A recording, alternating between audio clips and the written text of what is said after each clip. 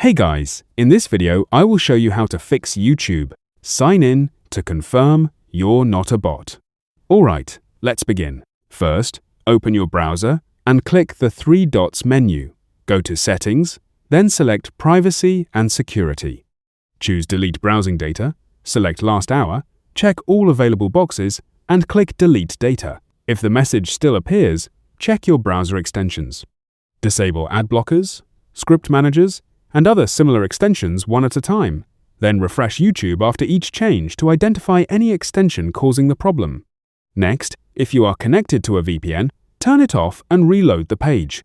VPN servers can sometimes trigger YouTube security checks and verification prompts.